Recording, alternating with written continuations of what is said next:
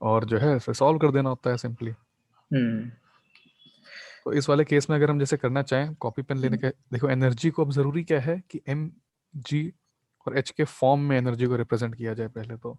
हम्म ठीक है भाई कि हाँ जी जो है वो मीटर पर सेकंड स्क्वायर के डायमेंशन है, मास जो है वो नहीं, केजी के डायमेंशन मेरा है। यहाँ प्रॉब्लम ये हो रही है कि क्वेश्चन जो दिया ना कि using one hmm, only dimensional analysis find the product of powers of this hmm, which give a hmm, characteristic energy E. तो इसमें हम्म, प्रोसीजर बहुत ही स्ट्रेट फॉरवर्ड सिंपल सा है, ये हमने क्लास 11th में पढ़ा था।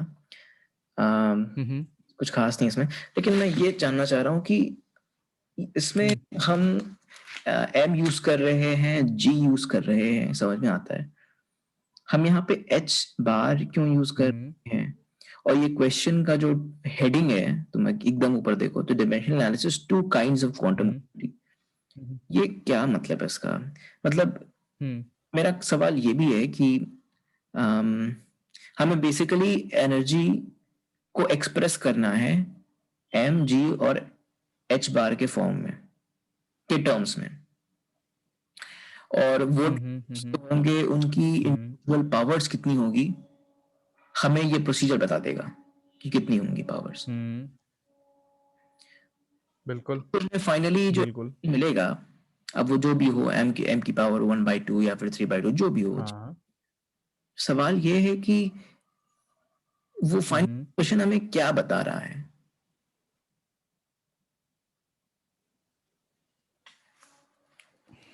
अब ये जो सवाल है ये डायमेंशन एनालिसिस से हटके है, ये अब फिजिक्स का सवाल आ गया है। ठीक है हम्म कि भाई हमें क्यों एच कैट जी और एम के फॉर्म में रिप्रेजेंट करना है एनर्जी को। हम्म ठीक है, तो जनरल में एक बात बताता हूँ, जो ये क्वेश्चंस फ्रेम होते हैं जो भी डायमेंशन एनालिसिस में, वो रैंडम कहीं से भी उठाए जा सकते हैं। होता ये है कि असली फिजिक्स भाई प्रॉपर फिजिक्स यूज करेंगे ऐसा तो है नहीं, एनर्जी के टर्म्स में जो है हम श्रोडिंगर वेव इक्वेशन घुसा देंगे यहाँ पे कि भाई उसको यूज करके डायमेंशनल कर लो, हम्म रहेगा तो मैथमेटिकली और फिजिकली फिजिक्स के हिसाब से sound. Hmm but the thing is कि हमें इसमें लॉजिक की जरूरत लगाने की जरूरत नहीं होती है। जैसे क्वेश्चन जो फ्रेम होता है वो बस इतने में आपको सोचना है, जो क्या कहते हैं जो डायमेंशन उस जो सोचने का डायमेंशन है वो इतना है कि भाई एक साउंड इक्वेशन फॉर्म करी जाए जिसमें प्रॉपर डायमेंशंस जो है सेटिस्फाई होती हों, and that is all you want. इस केस में देखो हम जानते हैं एच किट की डायमेंशंस जूल सेकंड है। ठीक है, तो जूल सेकंड हमें पता है कहीं ना कहीं रिलेटेड तो है ही एनर्जी से, क्योंकि एनर्जी की भाई डायमेंशन भी जूल है।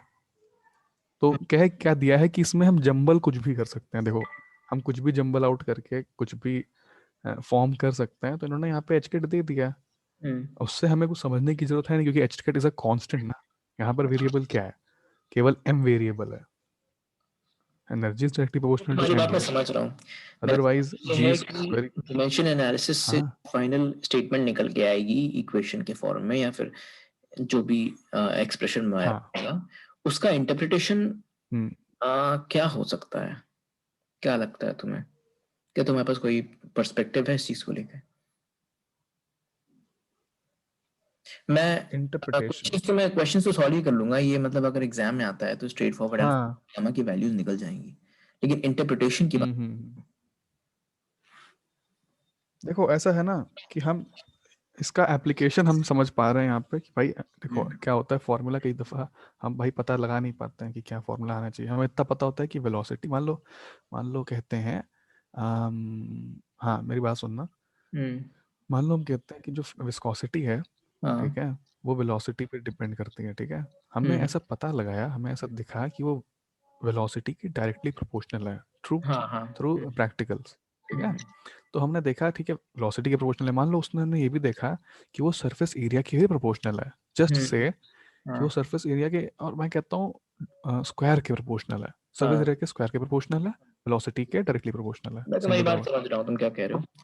तो समझ गए, हमारा तो जो वहां डिमेंशन से हमें एनालिसिस फॉर्म। एक्सप्रेशन आएगा वो कुछ ऐसा आएगा कि वो वेलोसिटी के साथ पावर 1 ही रहेगा, और अगर एरिया हम डाल हाँ दें पावर भी वो 1 ही आएगा, या फिर जो भी जिस तरह से बिल्कुल। होता है वो चीज आएगी पावर में। ठीक, हाँ। सही है।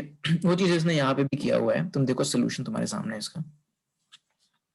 अच्छा अच्छा। mass is measured in kilograms, gravitational acceleration in meter per second squared, Planck's constant in हाँ G, हाँ which is equivalent to this. We wish to hmm combination of mass, gravitation and acceleration in Planck's constant that has units of energy. तो हमने ये combination alpha beta gamma डाल दिया, हमने solve कर दिया, तीन equations आई हैं, तीन equations तीन unknowns हैं, तीनों आ गए, तो E की वैल्यू आ जाती है. तो हम यहाँ लास्ट में लिखते हैं कि a characteristic energy cannot be found if one does not use Planck's constant, because this would be equivalent to setting gamma equals to 0, and the resulting system of equations would have no solution. मैं ये बात समझ नहीं पा रहा हूँ. ये यहाँ पे मुझे लगता है कि यहाँ पे ये इंटरप्रिटेशन करना चाह रहा है इस चीज का. तभी तो उसने बोला कि well the characteristic energy can be found if one use. तो यहाँ पे अगर हम H बार यूज ना करें तो वो जो कुछ भी हो लेकिन कैरेक्टरिस्टिक एनर्जी नहीं हो सकती. तो ये आखिर कैरेक्टरिस्टिक एनर्जी क्या चीज है? और गामा इक्वल्स टू 0 करने पे वो क्यों गायब हो जाती है? कुछ और क्यों बन जाता है वो? और फिर इक्वेशन के सॉल्यूशंस क्यों नहीं ले जाते हैं फिर? थोड़ा सा इस ठीक है, समझा मैं. क्वेश्चन थोड़ा सा स्लाइड ऊपर करना. क्वेश्चन चाहिए? ये रहा क्वेश्चन. जो सॉल्यूशन है, हाँ नहीं क्वेश्चन नहीं चाहिए, सॉल्यूशन ही देख रहे थे. अच्छा, सॉल्यूशन को पूरा दिखाना एक दफा बस.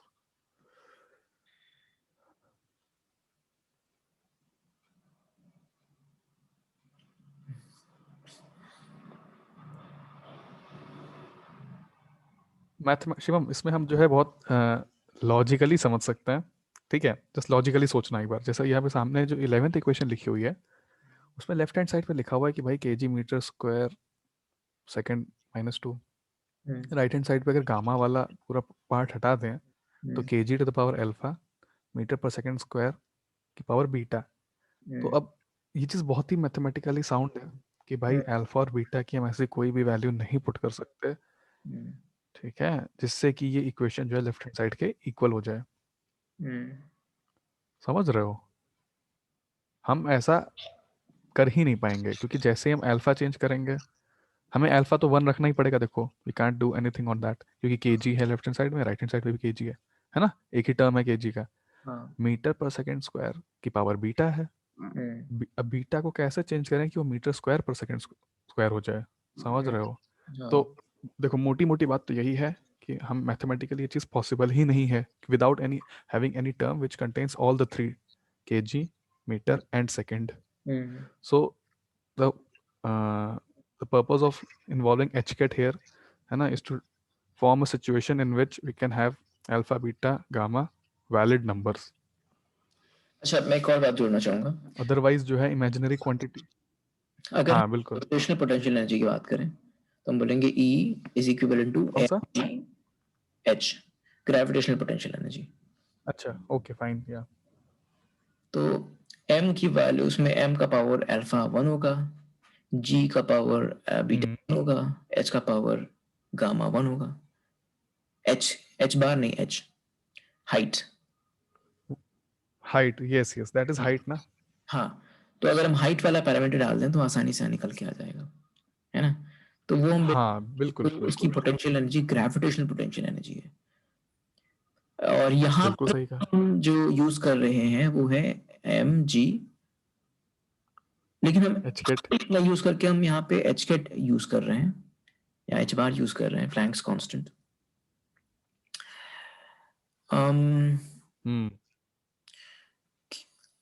तो ऐसा क्यों है ना? हाँ, ये कैरेक्टरिस्टिक एनर्जी से कैसे रिलेटेड है मैं ये समझ नहीं पा रहा हूँ. ये किस तरह के सिस्टम की बात हो रही है यहाँ पे? क्योंकि क्वेश्चन में कुछ खास बताया नहीं है. क्वेश्चन में बस इतना बोला कि consider particle sitting on a table which is kept from floating away only by the gravity. मतलब वो टेबल पे रखी है कोई पार्टिकल, बिल्कुल उड़ ना जाए इसलिए केवल ग्रेविटी जिम्मेदार है. This system is characterised gravity है, बिल्कुल सही. 3 फिजिकल पैरामीटर्स. अब ये पर्टिकुलर सिस्टम जो है ये कैरेक्टराइज्ड है 3 पैरामीटर्स से. यहाँ पे कैरेक्टराइज्ड वर्ड आ रहा है mass, acceleration due to gravity and Planck's constant. The energy given by half mv square. देखो यहाँ पे एनर्जी भी यही बात है कि एनर्जी यहाँ पे किनेटिक प्लस पोटेंशियल, और पोटेंशियल में x यूज किया जो कि हाइट है. एक्स यूज, और जो नहीं, लेकिन इक्वेशन में है एच दिया ही नहीं है, जो एनर्जी की इक्वेशन है उसमें एच एक्स दिया ही नहीं नहीं तो उसमें है, ये भी ये तो भी तो कह रहा बात है है। ना, it is only controlled by gravity, है ना, kept on a table which is kept from floating away, the particle is kept from floating away only by the force of gravity. अब हमें अगर फिजिक्स पता है तो हमें पता है कि ग्रेविटेशनल पोटेंशियल एनर्जी बढ़ती है अगर एक्स बढ़ेगा तो, और ये जो इक्वेशन है equals half M B square plus M G H plus potential, इसमें पता है कि पोटेंशियल वाले टर्म में एक्स हाइट ही होगा और कुछ नहीं हो सकता, क्योंकि यहाँ पे बात ग्रेविटी की हो रही है और हमें, डेफिनेटली, डेफिनेटली, हाँ, तो अब यहाँ पे ये कह रहा है कि डेफिनेटली। ये सिस्टम की ये एनर्जी होगी, इसने स्पेसिफाई भी कर दिया कि energy kinetic plus potential gravitational potential होगी। तो ये तीसरी एनर्जी क्या चीज है? This system is characterised by just three physical parameters, mass, acceleration due to gravity and Planck's constant. Kind को मैं ये समझ नहीं पा रहा सही कहा।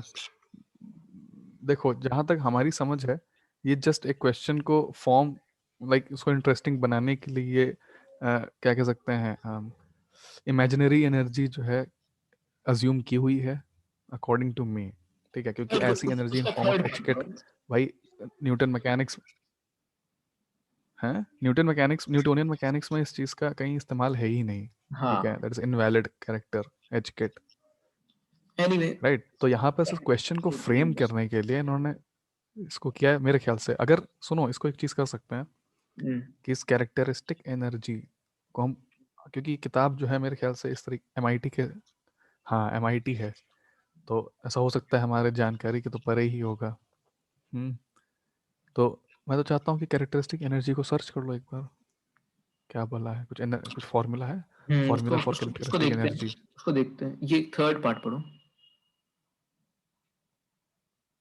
हम्म ठीक है, classically putting the system in its lowest energy configuration E equals 0 would require the particle to sit perfectly still, velocity at 0 precisely on the surface, that is x equals 0. Now use the uncertainty equation to argue briefly that the particle cannot have energy equals 0 while respecting the uncertainty principle. Aside, quantum mechanically, then there must be some minimum energy the system can have which cannot be predicted classically. For a particle on the table, this may not seem so important, huh? But for hydrogen, which you have just shown to be classically unstable, this is the absolutely key. We will soon learn how to calculate minimum ground state energy of such systems. हाँ, खुद ही answer बता दिया उन्होंने तो। बताओ कैसे। देखो ना, अरे उन्होंने साफ ही खुद ही से लिखा है कि भाई देखो, जो ये अनसर्टेनिटी प्रिंसिपल है, हम्म आ, इसमें क्या है भाई, चेंज इन एक्स यानी डिस्टेंस, और चेंज इन क्या कहते हैं मोमेंटम जो है, that is greater than H kit by two. तो भाई किसी ऐसी बॉडी के लिए जिसका मास, ठीक है, कंपैरेबल है, जैसे बॉल है या कुछ ऐसा है, मतलब इलेक्ट्रॉन से कंपैरेबल नहीं है, उससे काफ़ी ज़्यादा है, तो वहाँ पर क्या होगा कि ये टर्म भाई डेफिनेटली, चाहे वो बिल्कुल उसकी वेलोसिटी एग्जैक्ट जीरो तो यार कह ही नहीं सकता, एम डेल्टा वी जीरो है।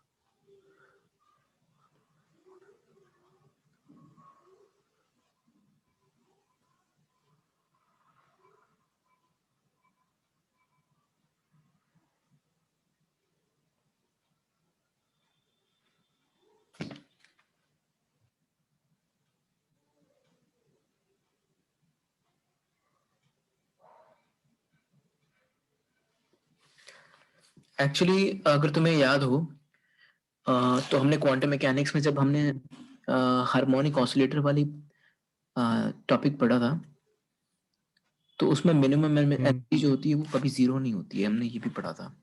तुम्हें अगर याद नहीं हो तो मैं तुम्हें दिखा, हम्म अ, बस दिखाता हूँ।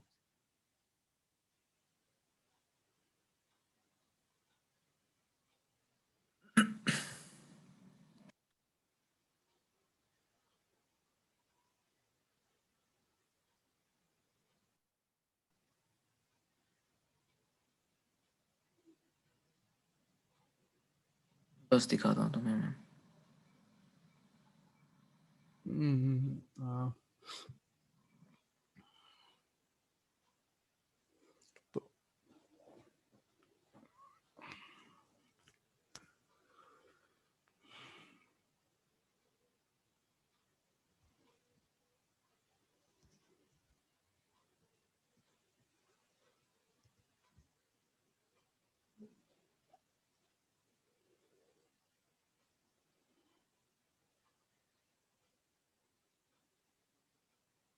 हम्म,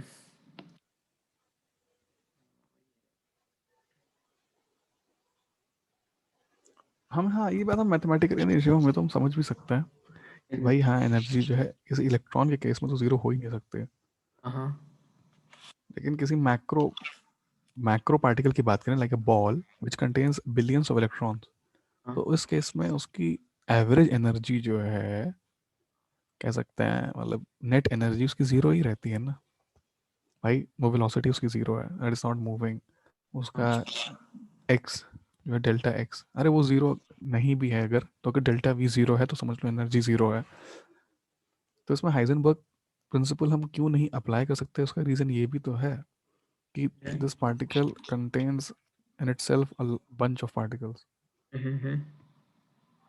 नहीं, अगर केवल सिंगल तो अगर पार्टिकल, एवरेज करें, नॉट मैनी बट सिंगल अगर करें हम केवल हाँ पार्टिकल की, तो उस केस में अगर वो सिंगल पार्टिकल हाँ, क्वांटम मैकेनिक्स क्वांटम मैकेनिक्स एक क्वांटम मैकेनिकल पार्टिकल है जो हम्म, सिंपल हार्मोनिक मोशन कर रहा है, तो उस केस में हम देखते हैं कि जो हाँ हाँ हाँ, होती है वो ये एक्सप्रेशन बताता है ना। It is found that the eigen value of the simple harmonic oscillator potential अच्छा, आर गिवन बाय दिस। अगर हम n इक्वल 0 रखेंगे लोवेस्ट एनर्जी में, तो भी हाँ, हाफ एच न्यू होता है उसकी, हम्म कभी भी वो हम्म 0 हम्म नहीं होती है। और इसीलिए हम्म क्लासिकल में हम भले ही ये देखते हैं, हम्म, देखो ये क्लासिकल, ये वाला जो ग्राफ है ना, ये वाला ग्राफ जो है, इसमें हम देखते हैं कि जो हाँ, एनर्जी है वो का एक कंटिन्यू हम्म कुछ भी हो सकता है, पोटेंशियल एनर्जी जीरो भी हो सकती है, लेकिन हम्म ये क्वांटम मैकेनिकल केस है, हम इसमें देखते हैं कि हम्म इसमें वो क्वांटाइज्ड एनर्जी स्टेट्स है, और जो मिनिमम है वो जीरो नहीं है, वो जीरो हाँ से हाँ, ऊपर है, ई नॉट, बिल्कुल सही, है ना।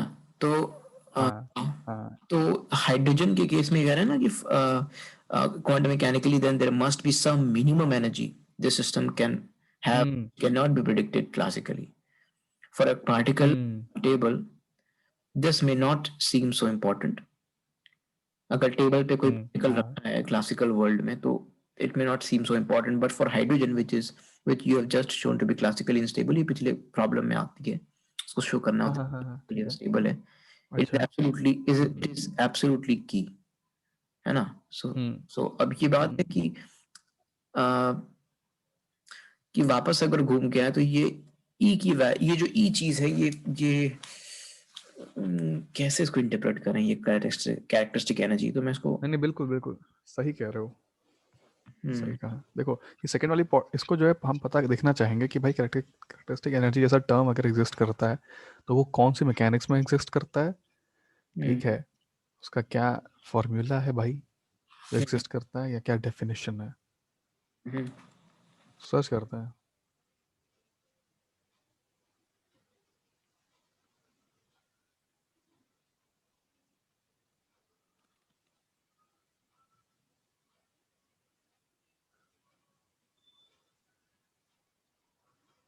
प्रिसिशन थ्योरी, तो जनरल गूगल पे करता हूँ।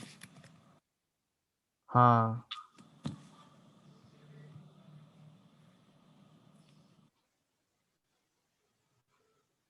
हम्म, कुछ यहाँ दिया तो नहीं है। वही तो, नीचे देखो नीचे, citation dot O R G, apt dot site,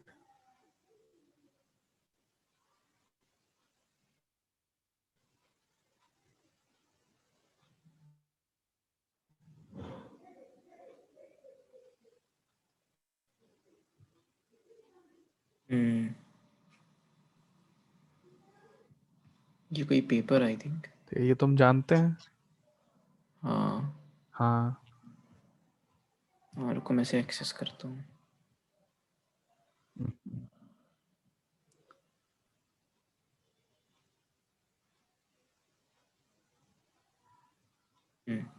ये पेपर है।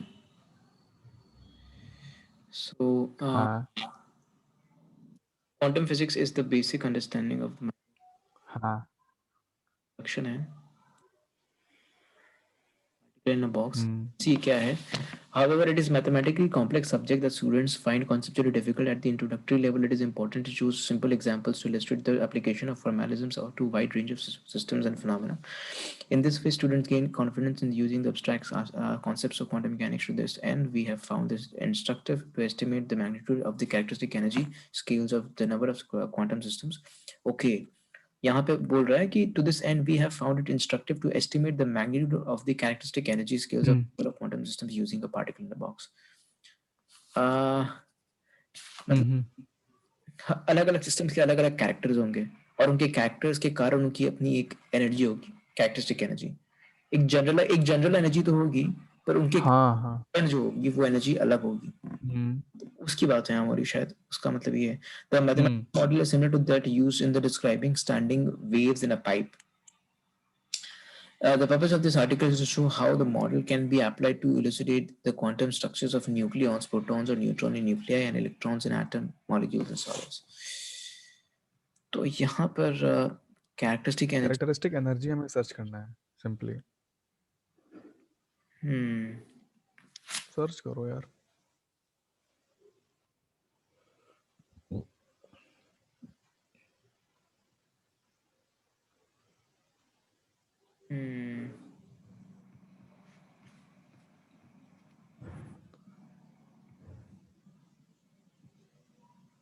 ऐसी कुछ चीज एग्जिस्ट करती है नहीं देखो हम इतना समझ आ रहा है कि क्वांटम मैकेनिक्स रिलेशन है इसका लेकिन वहां पर देखो हम और हार्मोनिक ऑसिलेटर की एनर्जी फाइंड करते हैं वो कितनी आती है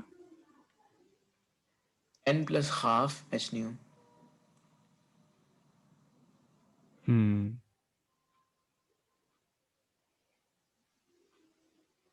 देखो एच न्यू वहाँ फ्रीक्वेंसी की बात आ रही है एम की जरूरत ही नहीं है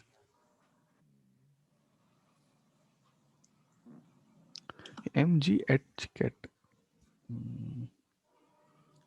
एक मिनट फॉर्मूला क्या जनरेट हुआ था वहां पर ई इक्वल्स देखो एक बार E equals M G H cat की पावर 1/3 था ना कैसे था देखो 2/3. हाँ एम जी हाँ एम जी की पावर 2/3 एच कैट की पावर 2/3 ये कहीं पे है ऐसा कुछ पता नहीं. ऐसा कहीं एग्जिस्ट करता है देखो हम यही चाहते हैं ना कि ऐसा सच में मुझे तो डाउट है कि ऐसा कुछ एग्जिस्ट करता है ये just for the sake of create a question on this topic ये चीज लाई हुई है ठीक है बहुत रेयरली करता है एमआईटी हम्म स्टूडेंट्स में, ऐसा बहुत ही होता है कि वो हाँ तभी तो नहीं just for the sake of question बना दिया.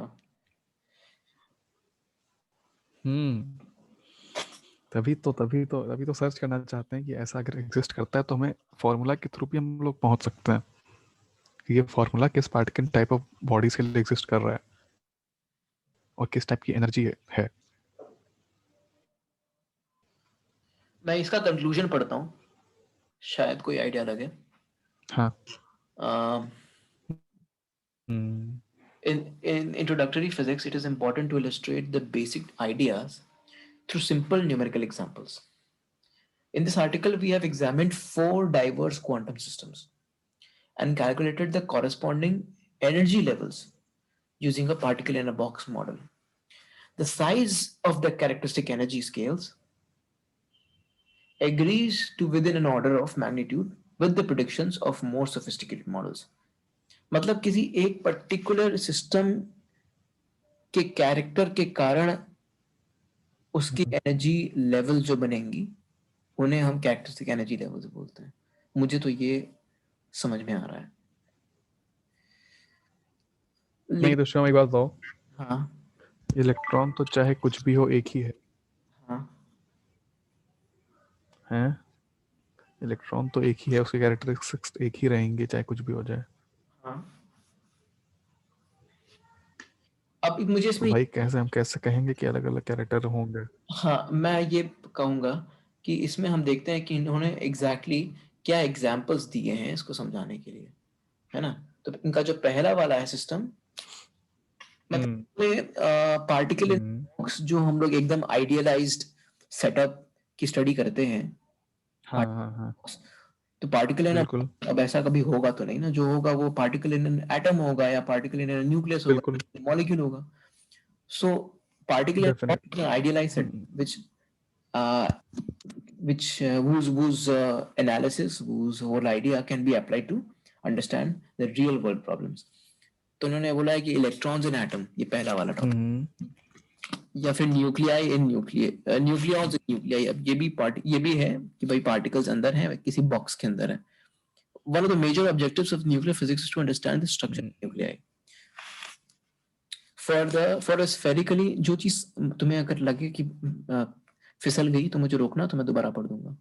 For a मैं spherically सुन रहा हूँ। symmetric हाँ बिल्कुल बिल्कुल। nucleus of uniform density, spherically symmetric nucleus of uniform density, the volume of the nucleus depends on the mass number ठीक A. है। Right. The nuclear radius is given as r equals r naught a to the power of 1 by 3. ये हमने पढ़ा है nuclear physics में। Right So the value of right in fact ये ma'am ने question पूछा था, टेस्ट में भी आया था, करवाया है।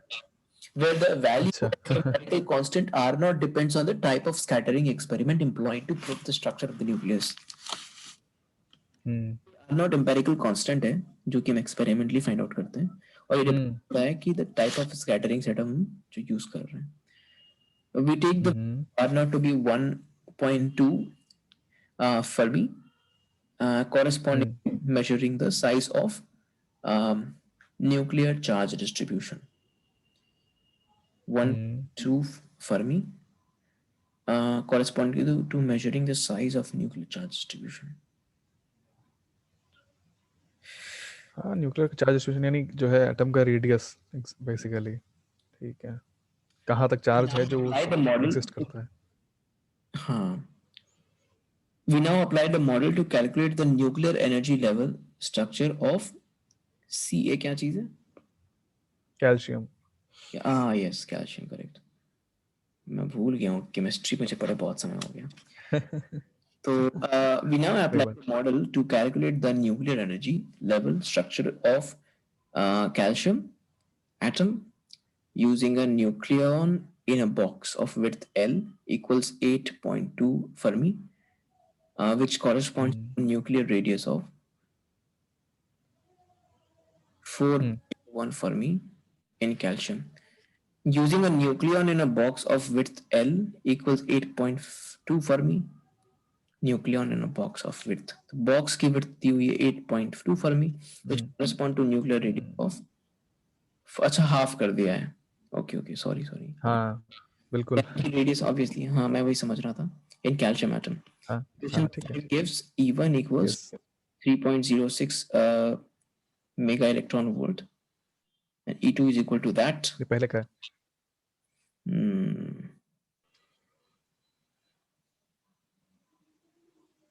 E3 equals to that। फिर बोल रहा है कि the model predicts that हाँ ठीक है, अरे एन स्क्वायर टाइम्स जो है। the model predicts हाँ ये 5। n square times, हाँ मतलब ठीक है, ये तो ना यहाँ पे ये N square upon L square. हाँ इक्वेशन नंबर 5। क्या? हाँ ये हम नहीं क्या कहते हैं, एटम्स एंड न्यूक्लियाई में पढ़ते हैं। ये जो है ये देखो ऊपर, हाँ यही वाला de Broglie रिलेशनशिप एस्टैब्लिश करके निकाला हुआ है, उसी का इस्तेमाल किया है।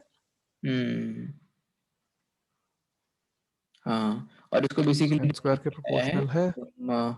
पार्टिकल इन अ बॉक्स से डिराइव करके लाया है। हाँ उसे चला है, हाँ standing wave equation. Okay, good. हम तो एनर्जी निकालते नहीं, N equals N square H square upon 8 क्या कहते हैं 8 m स्क्वायर, वही तो लिखा है। हाँ सेम।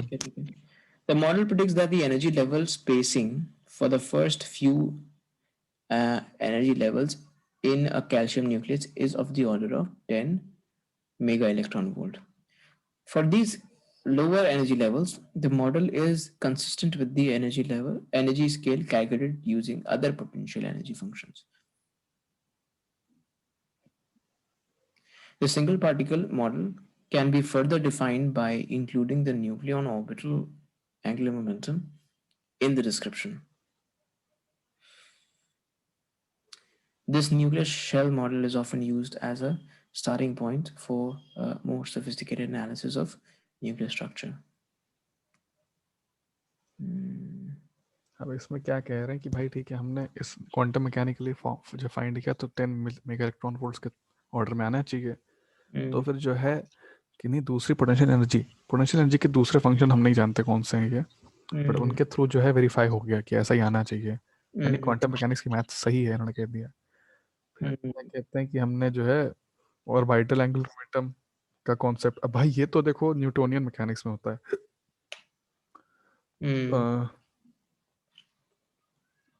ठीक है, तो उसका अब पता नहीं कैसे इन्फॉर्मेशन उसको अप्लाई किया होगा, बट दे आर सेइंग कि सोफिस्टिकेटली अगर उसके थ्रू जाएं तो भी हम पता लगा सकते हैं कि भाई एनर्जी का क्या ऑर्डर होना चाहिए। ठीक है, तो न्यूक्लियॉन्स की बात की है कैसे कैल्शियम एटम के लिए, दैट्स फाइन। बात जो केवल इतनी फंस रही है, ये MgH कौन सी एनर्जी है? ठीक है, ये कौन सी, ये दुनिया में ऐसी कौन सी एनर्जी है जो ये हमें क्या बताती है, किस तरीके के मास के लिए वैलिड है, ठीक है, किस टाइप के जी के लिए वैलिड है ना, टाइप के सिस्टम के लिए वैलिड है। सवाल इतना ही है। हाँ, किस टाइप के सिस्टम के लिए, डेफिनेटली। तभी मुझे थोड़ा सा लगा बनाया हुआ क्वेश्चन लग रहा है, मतलब क्योंकि अच्छा, हमें डायमेंशनली अगर किसी दूसरा वाला टॉपिक, है ये इलेक्ट्रॉन इन हाँ atom under the influence of Coulomb force of a positively charged nucleus. The shape of the potential well for a one electron atom is shown. If we model electron an atom as non-interacting particles in a box, equation 5 gives, मतलब ये equation 5 जो ऊपर दिया हुआ है gives I हाँ equals that, E2 equals that. Hmm Here we have assumed L छोटा कर दिया है। L equals ये atomic radius या atomic diameter का order of magnitude है। L equals 0.316 nanometers, which correspond to the average neutral atomic radius. अच्छा 0.15 nanometers. The energy difference between E2 and E1 is given as 11.34 electron volt, corresponding to the radiative transition of wavelength 110 nanometers in the ultraviolet part of the electromagnetic है। तो obviously straightforward सी बात है। हाँ, तो electron के लिए हम जानते हैं, और यहाँ पे क्या किया था कि पूरे पूरे एटम को हम जो है मूव करा रहे थे, कैल्शियम एटम को। यहाँ पर क्या कहते हैं, ये न्यूक्लियॉन्स वाले कॉन्सेप्ट में देख रहे हो, हाँ तभी तो इतनी मेगा इलेक्ट्रॉन वोल्ट्स की एनर्जी आ रही थी, हाँ है ना। तो वो ट्रांजिशंस होते भी नहीं है, मतलब तो ऐसे रेगुलर ट्रांजिशंस नहीं होता है जिस तरीके से इलेक्ट्रॉन्स के हम करा पाते हैं एक्सरे फॉर्म करने के लिए, कुछ करने के लिए, जहाँ पे हमें भाई विजिबल स्पेक्ट्रा मिल जाता है। इस केस में थोड़ा सा ये जो कॉन्सेप्ट है यूज का नहीं है, मतलब प्रैक्टिकल एनालिसिस करने के लिए इन्होंने बता दिया है, और इन्होंने ये भी कह दिया कि ये वेरीफाई भी किया गया है ना। इसी बात है, इलेक्ट्रॉन्स के लिए तो बहुत अच्छे से जानते हैं इस चीज़ों चीज़ों को, वो चीज़ सही है। हम इस एनर्जी को जानना चाहते हैं कि ये एनर्जी कहाँ से लाए MIT वाले, क्या है ये। तुम्हारा सवाल यही पर है कि हाँ भाई मेरा, ठीक है, मुझे डायमेंशनल समझ आती है, ये कैरेक्टरिस्टिक एनर्जी कौन सी बला है, खत्म। वो सही में क्या बला है भाई।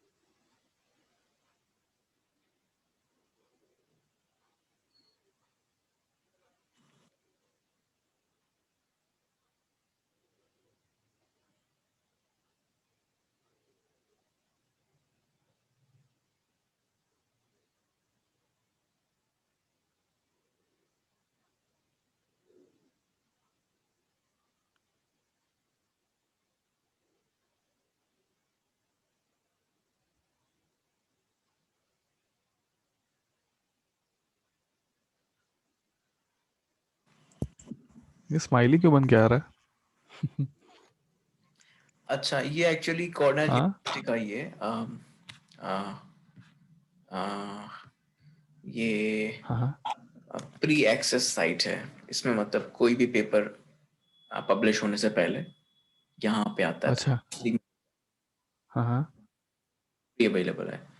ओ। जर्नल में पब्लिश होती है तो फिर जर्नल अच्छा का यूज करना पड़ता है। कॉर्नल यूनिवर्सिटी का अच्छा ये अच्छा अच्छा। सारे पेपर्स फ्री में हाँ मिलते हाँ। कितना पता रहता है तुम्हें इस मामलों में।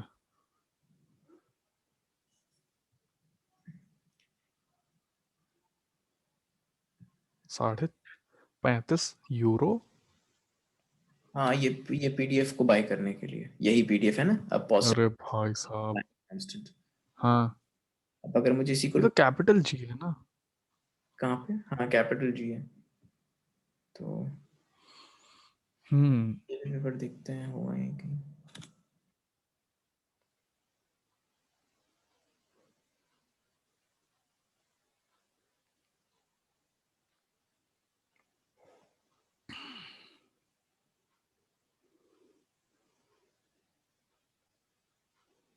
हम्म भाई abstract है कि the hypothesis is made that Planck's constant involved in hmm, gravitational interactions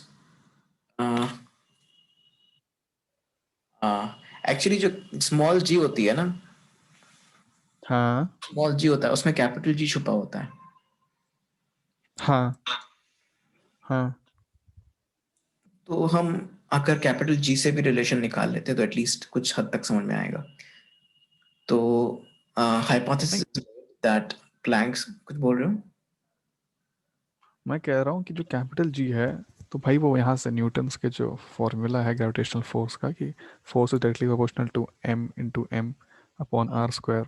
तो है ना, उसको सब सिंप्लीफाई करते हैं तो we get a capital G as a constant. हाँ हाँ। तो वो तो है। वो कैपिटल जी को हम वेरी कर सकता है, बट एच कैट को तो नहीं वेरी कर सकता ना एचकेट को वेरी कर सकते यार। हैं।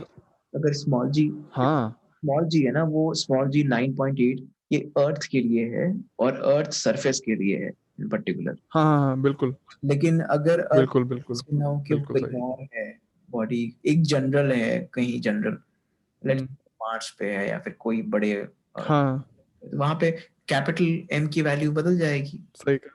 है ना।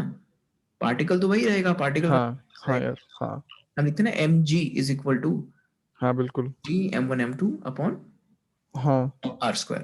तो m और m दूसरे दोनों साइड r²। कर, तो g की वैल्यू आएगी। तो वो आ, हाँ। वो पर्टिकुलर प्लैनेट का मास अपॉन हम्म जो डिस्टेंस है वो। तो वो ये दोनों फैक्टर्स तो हम्म डिपेंड सिचुएशन हम्म, वाइज होते रहेंगे ना। मास ऑफ द प्लैनेट और द डिस्टेंस हाँ प्लैनेट, ये तो चेंज होता रहेगा। तो बेसिकली जो स्मॉल जी है वो कैपिटल जी ही। बिल्कुल भाई। अगर हम प्लैनेट का मास यूनिट कर दें, 1 कर दें और डिस्टेंस भी 1 कर दें, हम्म हम्म G is the small g is exactly the same. Hmm. So, एक बस एक अगर रिलेशन मिल ठीक जाए, है, इससे फायदा क्या है? इससे फायदा ये है कि एटलीस्ट एक हम्म आइडिया लगेगा ना कि प्लैंक कांस्टेंट का और ग्रेविटेशनल कांस्टेंट का क्या रिश्ता है आपस में। क्या किसी केस में ये काम आता है प्लैंक हम्म। ग्रेविटी को डिस्क्राइब करने में? हाँ, वही वही, बिल्कुल सही। हम तो वही तो जानना चाहते हैं कि भाई ग्रेविटी को जब ग्रेविटेशन जब पढ़ रहे हैं, तो एच कैट का कहीं इस्तेमाल है क्या? हम्म भाई, तुमने खुद भी सुना होगा कि इलेक्ट्रोडायनेमिक्स, तुम्हें तो पता ही है, इलेक्ट्रोडायनेमिक्स और ग्रेविटेशन को जोड़ने में ही, जोड़ते जोड़ते ही मर चुके थे आइंस्टाइन। क्या हम्म। वो मर्ज नहीं कर पाया उस थ्योरी को, जो है क्वांटम, हाँ लाइक, क्वांटम है ना। मैकेनिक्स और इलेक्ट्रोडायनेमिक्स को नहीं, क्वांटम मैकेनिक्स और हाँ, ये दोनों आपस में जुड़ नहीं पा रहे हैं, बहुत मुश्किल। ग्रेविटेशन ना, ग्रेविटेशन को जोड़ना चाहते थे। हाँ, ग्रेविटेशन को हाँ, मैकेनिक्स के साथ जोड़ने की कोशिश अब हम रही, अब तक सक्सेसफुल नहीं हो पाई। तो वही तो तुम भी कर रहे हो, वही तो वही तो तुम भी कर रहे मैं हो। स्टार्ट कर रहा हूँ, मैं कोशिश तुम कर खुद रहा को हूँ, देखो एक बार। क्योंकि क्वेश्चंस मैं जब लगा रहा था, क्वेश्चन सॉल्व कर रहा था एमआईटी के, असाइनमेंट्स जो मैंने तुम्हें दिखाया, तो वो क्वेश्चन फर्स्ट हाँ था, प्रॉब्लम नहीं हुई मुझे, कोई आसान सवाल था, लेकिन उसका इंटरप्रिटेशन को लेकर के कंसर्न हूँ कि कुछ तो आइडिया लगे कि हम लोग आखिर ऐसा क्यों है, क्या एच का प्लैंक कांस्टेंट के साथ कोई हाँ हाँ है कि नहीं है, तो हम्म रहता है तो उसको और आगे एक्सप्लोर कर सकते हैं अगले सेशन में. The hypothesis is made बिल्कुल that Planck's constant involved in gravitational interaction has a value different from that measured in the electromagnetic interactions. तो चलो इलेक्ट्रोमैग्नेटिक इंटरैक्शंस में जो प्लैंक कांस्टेंट है आता है इलेक्ट्रोमैग्नेटिक इंटरैक्शंस में, वो प्लैंक कांस्टेंट, और जो ग्रेविटेशनल इंटरैक्शंस में अगर प्लैंक कांस्टेंट आता है, तो हम देखते हैं कि इन दोनों की वैल्यूज जो हैं उनको जब मेजर किया गया तो वो डिफरेंट आ रही हैं. An attempt is made to give a value of this gravitational constant. ये बड़ी ओहो पेपर है, लेकिन ये पढ़ने लायक है, बहुत हाँ इंटरेस्टिंग मुझे ये.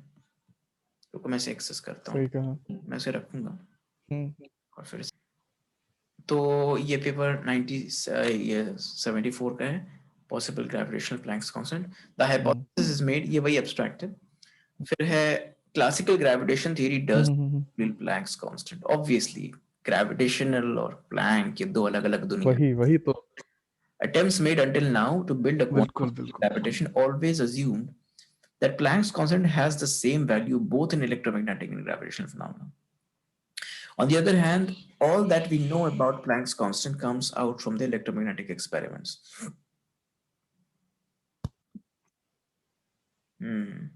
Or from strong interactions. No purely strong interactions समझ रहे हो ना? Nuclear interactions होते हैं. हाँ nuclear forces No purely gravitational measurement of Planck's constant exists. Sorry. तो मतलब अगर हमें मेजर करना भी है प्लैंक कांस्टेंट, तो हमने अब तक जो मेजर किया है, जो भी मेजर किया है 10 to the power -4 6 पॉइंट जो भी आता है, तो वो चीज इलेक्ट्रोमैग्नेटिक इंटरैक्शंस के थ्रू आई है. मतलब इलेक्ट्रोमैग्नेटिक एक्सपेरिमेंट, हमारे एक्सपेरिमेंट बिल्कुल कोई ना कोई कुछ इलेक्ट्रोमैग्नेटिक चीज घटी जिससे हमने जो जो हमारी वैल्यू आती है हाँ की, हमने वो निकाला. कितना होता है? 6 पॉइंट बिल्कुल point 6.67 6.67, yes, correct. 6.67 10 to the minus 34 joule seconds. तो ये चीज इलेक्ट्रोमैग्नेटिकली ग्रेविटेशनली कभी मेजर नहीं किया गया क्योंकि बहुत छोटा वैल्यू है, और दूसरी चीज ग्रेविटी ऑलरेडी बहुत ही वीक होती है. हाँ It seems that the हाँ equality assumption was वही तो never justified and it is believed that it was made on a no reason to change basis. मैं जरा एक चीज और करना चाहूंगा. मैं जरा इसको इस पेपर की वैलिडिटी देखना चाहूंगा कि हाँ कितना वैलिड है. मैं इसको पढ़ तो रहा हूँ, क्या ये पढ़ने के लायक है? ये बहुत ही बड़ा योग्य है चल रहा है कि प्लैंक कांस्टेंट की वैल्यू ही चेंज हो जाएगी ग्रेविटी के केस में. ये बहुत बड़ा असम्पशन है. मैं जरा से चेक, साइटेशंस इसके होंगे प्रॉपर. हाँ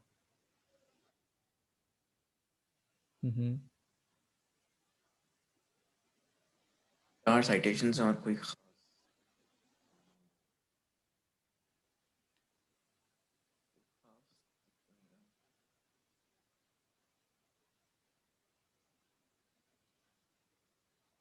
इसका क्या मतलब होता है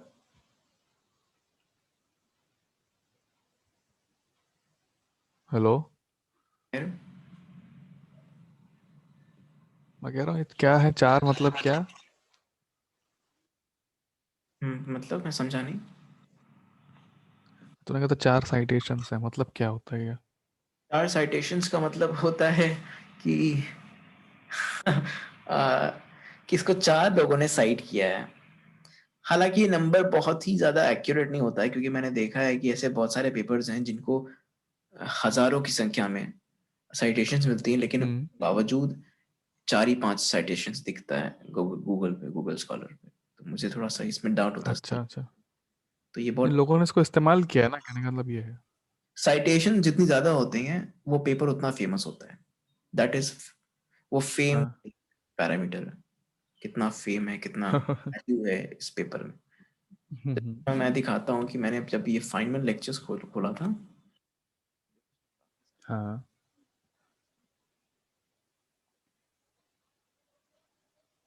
देखो फाइनमेंट लेक्चर्स के लिए मैंने गूगल स्कॉलर किया, अब इसके साइटेशन देख रहे हो कितने हैं? cited by 1555। 400,000। अरे बाप रे। ये बेहद ज़्यादा फेमस है, लेकिन हाँ। लेकिन अभी भी मुझे लगता है कि नंबर दिया है ये कम है, क्योंकि ये बहुत ज़्यादा कम है। नहीं लग रहा है मुझे। सही कहा। और भी इसके है ना कि फाइनल लेक्चर नंबर 1, हम्म, इसमें देखो ये वाला बहुत सारे हैं। बुक और ये वाली बुक एग्जैक्टली सेम है, वॉल्यूम नंबर 1, ये भी वॉल्यूम अच्छा नंबर। अच्छा। लेकिन इस केस में देखो 463 साइटेशन थी, यहाँ इधर 15,000। 43। हम्म। तो थोड़ा हम्म। सा ये ट्रस्टवर्दी नंबर नहीं होता यहाँ पे एम्बिगुअस है। हम्म। लेकिन ठीक है, साइटेशन मतलब हाउ वैल्यू, हाउ वर्दी, हाउ फेमस इट इज। हम्म। ठीक है, नहीं उसको चलो पढ़ के देखते हैं। देखो ना, केवल अगर उन्होंने हवा में बातें की होंगी तो मानेंगे नहीं हम लोग, बट कुछ कॉन्क्रीट प्रूफ रखा होगा तो मान लेंगे। Okay, so classical gravitation theory does not deal with the Planck constant. Attempts made until now to build a quantum theory of gravitation always assumed that Planck's constant has the same value both in electromagnetic and in gravitational phenomena. On the other hand, all that we know about Planck's constant comes out from electromagnetic experiments, see footnote 1, or from the strong interactions. No purely gravitational measurement of Planck's constant exists. It seemed that the equality assumption was never justified, and it is believed that it was made on a no reason to change basis. At the same time, there does not seem to exist any theoretical or experimental fact supporting the equality of the two values. Let's examine an example in which hmm. the equality hypothesis does not look completely satisfactory.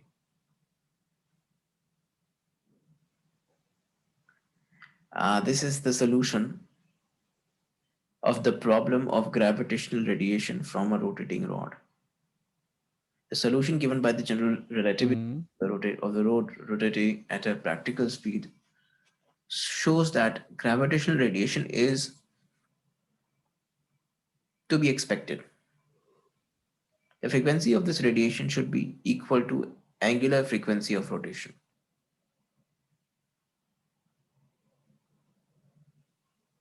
ये तो क्या कर यहाँ रहे हैं? दो black holes जब collide किए थे तो ग्रेविटेशनल वेव जनरेट हुई थी, जो हम्म। जो कि आज से 3 या 4 साल पहले डिटेक्ट हुई, हम्म। और उसमें नोबेल प्राइज मिला था, रिटन बाय हाँ को मिला था।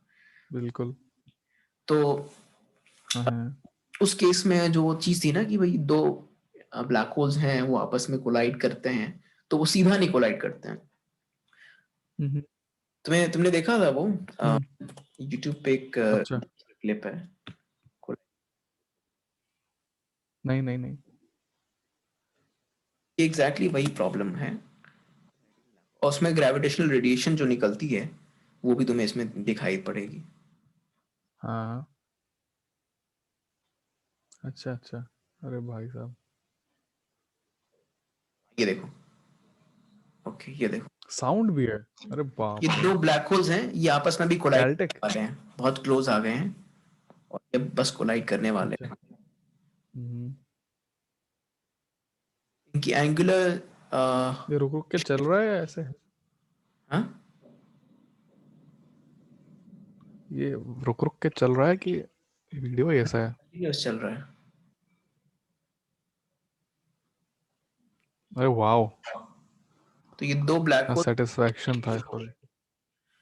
हाँ, तो अब ये ब्लैक होल्स का जो कोलिजन है, इसमें अगर तुम देखो तो दो ब्लैक होल्स जो होंगे वो उस बड़े वाले रॉड हम्म। दो टर्मिनल्स होंगे, हम ऐसे अज्यूम अच्छा अच्छा अच्छा, ठीक समझ है। रहे हो। और राइट। इसमें बहुत बोल रहा है बहुत कि बढ़िया। लेट्स एग्जामिन, इसमें जैसे बोल रहा है ना कि the speed, the practical speed shows hmm. the gravitational radiation is to be expected. The frequency of this radiation should be equal to the angular frequency of rotation. यानी वो दो ब्लैक होल्स हैं या फिर वो दो रॉड्स जो हैं, जब वो आपस में हम्म। दो दो ब्लैक होल्स जब ये रोटेट कर रहे हैं एक फिक्स्ड एक्सिस के अबाउट, हम्म। जो कि इनकी हम्म। बाहर है, या फिर वो रॉड रोटेट हम्म। कर रहा है अपने मिड पॉइंट से जाने हाँ वाले के थ्रू, तो बिल्कुल। उसका जो एंगुलर स्पीड है रोटेशन का हम्म एंगुलर फ्रीक्वेंसी, वो बराबर होगा फ्रीक्वेंसी ऑफ द रेडिएशन के। समझ रहे हो? ये एक अजीब सी बात है कि frequency of radiation should be equal to the angular frequency of rotation. खैर, ये एक बहुत ही स्ट्रॉन्ग स्टेटमेंट है। आगे देखते इसका हैं। हमें मैथमेटिकल प्रूफ होना ही चाहिए। हाँ, वही मैथमेटिकल प्रूफ होना चाहिए। होगा, ऐसा नहीं है, मुझे लगता है ऐसा नहीं इसने क्लेम किया हुआ है। The amount of energy radiated, but let's see. The amount of radiation हाँ energy radiated in a second by a laboratory sized rod should be equal to the order of 10 to the minus 37 joules per second. 7। If energy is assumed to be radiated in quanta, every carrying energy E equals h nu. The number given means that the rod should radiate a gravitational quantum each energy 10 to the 6 seconds. Graviton. Graviton. और ये कैसे? Mathematics लगाई थोड़ी सी।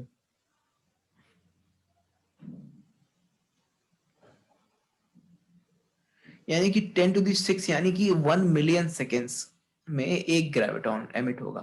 अगर वो rod जो है वो रोटेट कर रहा है और हाँ तो amount of energy radiated in a second by a laboratory sized rod should be of the order of 10 to the minus 7 joules per second। इतना कम ग्रेविटेशनल रेडिएशन जो हाँ। वो इतनी कम होगी। ग्रेविटेशनल रेडिएशन बेहद कम होगी। अच्छा अच्छा अच्छा अच्छा। और ये 10 to the minus 7 जूल्स हाँ होगी। और अगर इस पर्टिकुलर ये पावर हुआ ना बेसिकली जूल पर सेकेंड, तो इस पावर से अगर रेडिएशन हो रही है एमिट, तो एक ग्रेविटॉन को बनने में 10⁶ सेकेंड्स लगेंगे। तो ये तो सुनो, अगर एच को यहाँ पे रख दें और न्यू को जो है 10⁶ रख दें, तो एनर्जी 10 जो है -31 आएगी joules.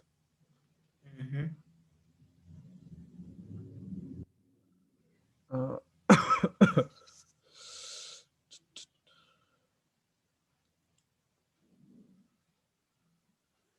10 to the minus 37 into 10 to the हाँ power इसमें पता चल, इसमें भी is equal to 10 to the power minus 34 into हाँ 6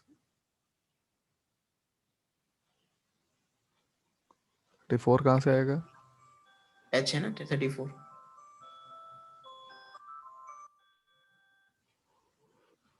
34 नहीं लेना है ना, हम्म 37 लेना है। क्यों? लेकिन एक मिनट, जूल पर 37 क्यों लेना? सेकेंड, अच्छा। वो जूल पर सेकेंड है, जूल सेकेंड नहीं है। हाँ हाँ ठीक है, हाँ ठीक है, समझ गया, ओके। यार 10⁻34 है, उसको मल्टीप्लाई करेंगे 10⁻37 से, -6 से मल्टीप्लाई करेंगे उसे 10⁻6, क्योंकि मुझे फीलिंग आ रही है 10⁻6 सेकंड्स में एक बार हो रहा है ना। क्या? मुझे लग रहा है हम लोग अंधेरे में तीर मार रहे हैं। ग्रेविटेशनल रेडिएशन पे कोई काम नहीं है। ये हमने इसलिए ढूंढा ना, हम्म ये देखो उन्होंने simplest dependence of E on new.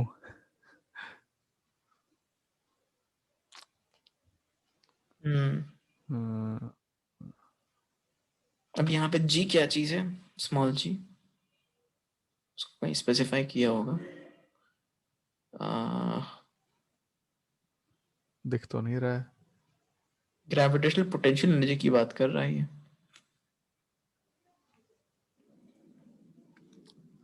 अरे तो वो ऐसे थोड़ी दे देंगे स्मॉल जी से।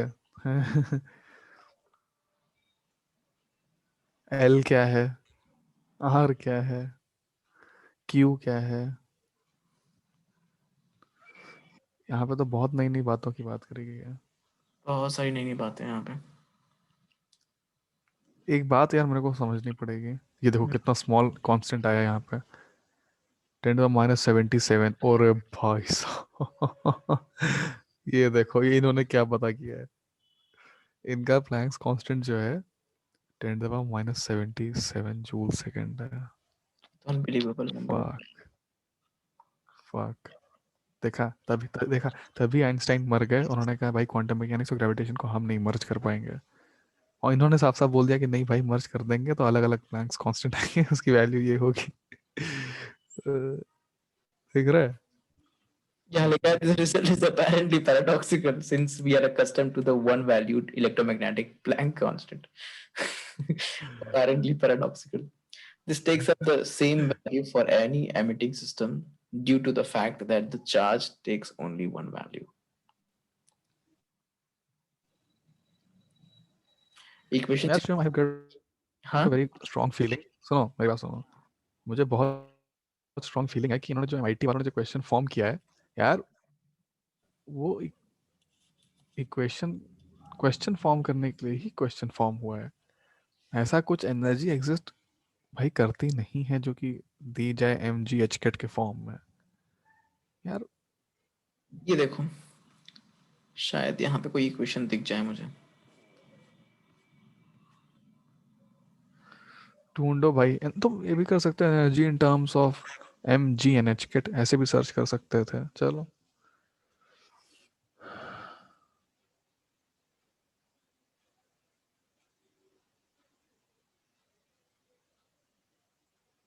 एचकेट कैसे बनाए? जी और एच की पावर। नहीं बना सकते। ओ एमजीएच लिखेंगे तो फिर वो तो ग्रेविटेशनल पोटेंशियल दे देगा। एमजी ग्रेविटी हो जाएगा वही तो। Planck's constant. नहीं नहीं,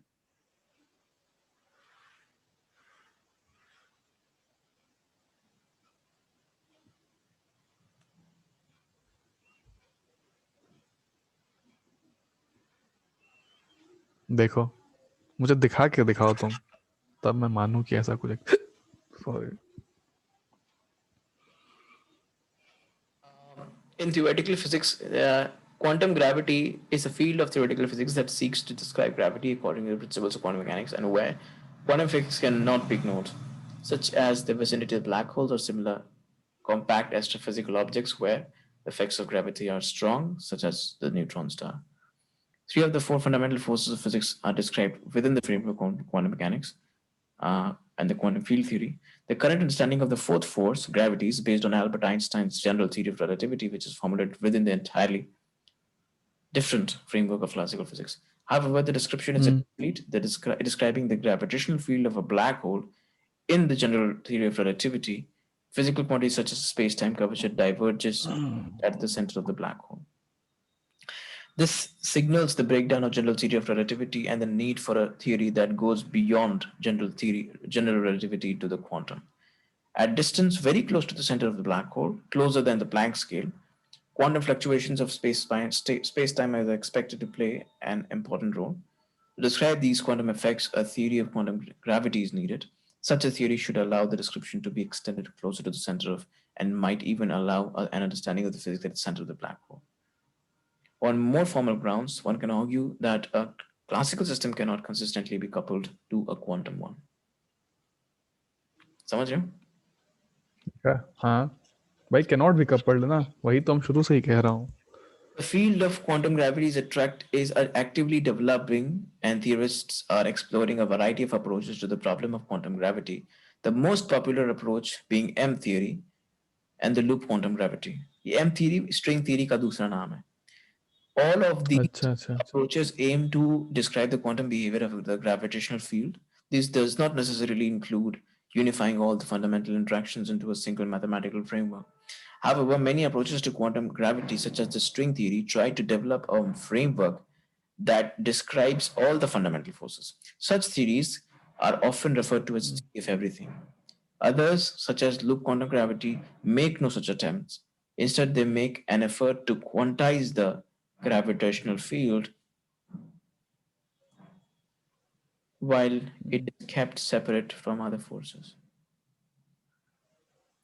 One of the difficulties of formulating quantum gravity theory is that quantum gravitational effects only appear at length scales near the Planck scale. one of the difficult formulating the quantum gravity theory is that quantum gravitational effects only appear at length scales near the Planck scale, around 10 to the minus 35 meters, a scale far smaller and hence only accessible with far higher energies than those currently available in the high energy particle accelerators. Therefore, physicists Cyclotron. experimental data which could distinguish between the competing theories which have been proposed, and thus thought experiment approach are suggested as a testing tool for these theories. मतलब कोई theory exist नहीं करती है basically अभी फिलहाल. यार सीधी सी बात है यार, वी नो दिस थिंग ना यार, इसमें कोई डाउट ही नहीं है. अगर एग्जिस्ट करती तो भूचाल मच जाता दुनिया में, मानते हो? नहीं, मैं ये सोच रहा था कि अगर इस बात को पूरी थियरी एग्जिस्ट नहीं करती तो एटलीस्ट स्टार्टिंग लाइन हो, है ना, एक तरह का बहुत आउटलाइन हो, उससे रिलेटेड ये क्वेश्चन हो जो कि एमआईटी के असाइनमेंट में. खैर कुछ मिला तो नहीं.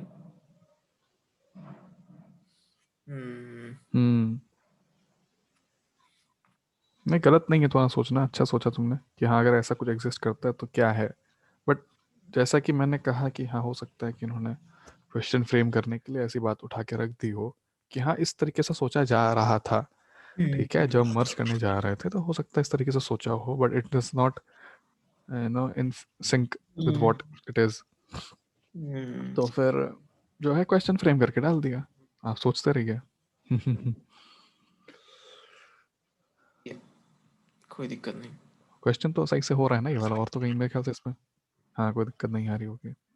नहीं, कोई और दिक्कत तो नहीं आ रही है, ठीक है.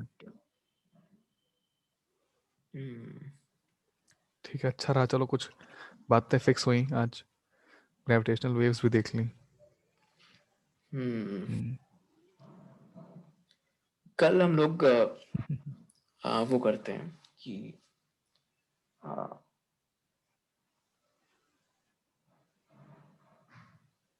तुम्हें याद है सॉलिड फिजिक्स में हमने जो पढ़ा है, एक वो चीज आती है, मैं उस पर बहुत समय से विचार करना चाह रहा हूँ. जो 3 मॉडल्स हैं डुलोंग. रेसिप्रोकल दैट इज नहीं, वो तो ठीक है, अच्छा अच्छा अच्छा वो भी जरूरी, बहुत इंपॉर्टेंट है, उस पे भी आएंगे. और राइट. जो डुलोंग है और आइंस्टाइन मॉडल है, फिर हाँ आया था, क्या नाम था लास्ट वाले का? डुलोंग पे डिबाई डेबाई मॉडल. यस, तो ये 3 मॉडल्स हैं डिबाई डिबाई के लिए, स्पेसिफिक हीट निकालने के लिए. राइट. तो ये 3 मॉडल्स को कल डिस्कस करते हैं डेप्थ में. कैसा रहेगा? ठीक है ठीक है. तो मैं तुम्हें अगर बिल्कुल. मैटर तुम्हें भेज देता हूँ, तुम थोड़ा सा एक बार रिव्यू कर लेना, और कल फिर इसमें थोड़ा डिस्कस करने में तुमको थोड़ा सा फेमिलियरिटी रहेगी, वरना एकदम एलियन एलियन फील करोगे. मैं थोड़ा सा एडवांस हाँ मटेरियल भेज दो भेज दो. वैसे तुम्हारे पास मुरुगेशन होगी ना? मुरुगेशन है मेरे पास. कुछ चैप्टर्स हैं जिनमें ये चीज हाँ जस्ट कंफर्म की क्या. मुरुगेशन में. और कल किटल से भी देखेंगे. किटल जो है हाँ हाँ सॉलिड स्टेट पे ही है, तो उसमें भी अच्छा मैटर मिलता है. मैं एक चीज और डिस्कस करना चाह रहा हूँ, इससे परसों कर सकते हैं हम लोग. रिलेटिव स्पेशल रिलेटिविटी जो होती है, उसमें जो टाइम हाँ वाला जो आता है ना, कि कोई दूर गया, स्पीड से वापस आया, तो जो अर्थ पे था और जो घूमने गया था, दोनों का एज डिफरेंस आ जाता है. घूमने गया वो टाइम ट्रैवल करके बेसिकली वापस आता है फ्यूचर में. हाँ बिल्कुल. तो ये चीज मैं थोड़ा, इसको ट्विन पैराडॉक्स बोलते हैं. इसका एक क्वेश्चन था जो कि बहुत परेशान किया मुझे, अभी भी वो क्लियर नहीं है. ओके तो उससे डिस्कस कर. जरूर जरूर. उसमें बेसिक मैथमेटिक्स है और बहुत ही हाँ अलजेब्रा मैथमेटिक्स है, बहुत उसमें कैलकुलस नहीं है, समझने में आसान रहे, लेकिन थोड़ा सा घुमावदार है, वो ट्विस्टेड है. तो मैथमेटिकली साउंड होगा काफी. वो परसों डिस्कस करते हैं. कल हम लोग इसको डिस्कस करेंगे, सॉलिड स्टेट में 3 मॉडल्स जो दिए गए हैं स्पेसिफिक हीट निकालने के लिए. ठीक है मैं इसे देख डन. रहा हूँ. लैटिस वाइब्रेशंस ये दिया हुआ है, ठीक है. लैटिस वाइब्रेशंस करके चैप्टर है, मुरुगेशन में, अच्छा। उसमें तुम थोड़ा सा थोड़ा में, ज्यादा नहीं। और मैं तुम्हें किटल भेजता हूँ, ब्रायंस बुक है, तुम उससे एक बार देख लेना, कल इसको डिस्कस करते हैं, ठीक है? किटल ने बताना तो मुझे चैप्टर का नाम भी सेंड कर देना। ठीक है, तो मैं वो भी भेज दूंगा, वैसे तुम्हें आइडिया लग जाएगा। मैं तुम्हें एक्सेस भेजता हूँ कुछ समय में, ईमेल चेक करना अपना, हम्म, ठीक है? ठीक है। ओके।